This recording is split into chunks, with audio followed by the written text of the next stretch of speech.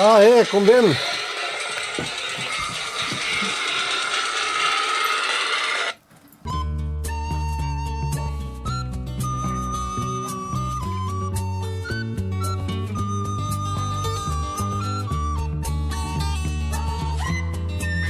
heb wat met draken. Hier staan draken. Die 2 houten draken die ben ooit een keer gevonden bij een container. Deze komt uit Newcastle weg. Mijn vrouw en ik waren toen 12,5 jaar getrouwd. Toen kregen we van de kinderen een reisje aan boord naar Newcastle. We wisten niet waar we met de ponden heen moesten, dus we hebben een wereld aan draken gekocht. Deze komt uit Duitsland weg. Ook op het dollarhoes gewoon kort. En buiten er in de tuin. Er zijn 2 die bistukken. En ik denk zonder weg te gooien, dus ik zet ze mooi in de tuin neer.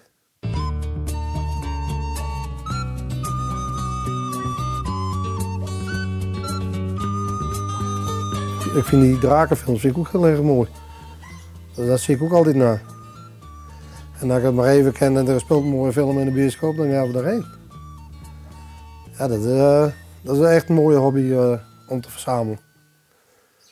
Ooit zou ik nog eens een tatoeëring nemen, maar dat is er bij blijven. Dus dan maar op deze manier. Ja, want ga je dan nog wel plak voor een tatoeage van draak? Want volgens mij zit je ook direct wel aardig. Nou, een plak zat. Ik heb mijn benen nog vrij. Maar dat... nee, een draak, misschien komt het nog.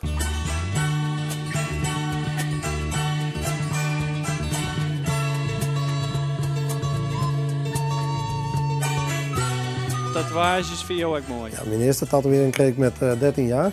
En het ben geen tatoeëring die ik plan. Dat deed ik gewoon spontaan. Als ik iemand de gek aansteek, wel steek ik iemand de gek aan en zet ik er een tattoo op. Ja, want hoe zit dat dan precies? Heb je daar een verhaal hoe dan? Ja, ik heb een jongen die zit bij evangelisatiecentrum De Deur.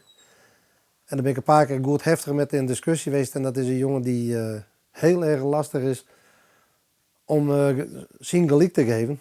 Dus heb ik een tatoeëring erop zetten laten met Satan. En dan als ik hem tegenkom, dan doe ik mijn arm bloot en dan zwaai ik. Hoi, Jorisma. En dan draait hij hem om, want hij wil het niet zien. Want puur om hem te stangen, ga je een tatoeage zetten laten. Puur om hem te stangen.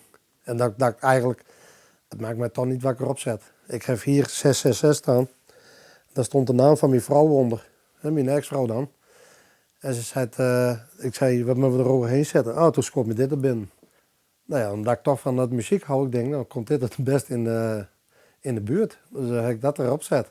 Ja, want jou houdt wel van roege muziek. Ik hou van hele goede muziek. De hoofdmoot, dat is echt metal. En dat draai ik ook alleen maar.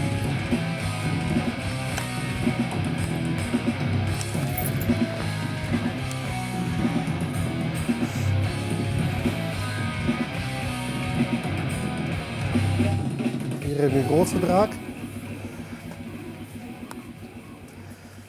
Dit is officieel een fontein. Hier zit de pomp in. En die zit je bij jou op de slipkamer? Ja, ik heb hem eerder gehad. Zo heen. En die is buiten een stuk aan. En die wou mijn vrouw dus met haar. Nou, die heb ik hem meegegeven. En deze komt bij mijn neef weg. Die had deze dus nog staan. En achter die heb ik Een flinke draak hingen, ja. ja. Dit is mijn vriendin die hier al 5 jaar naast me leidt.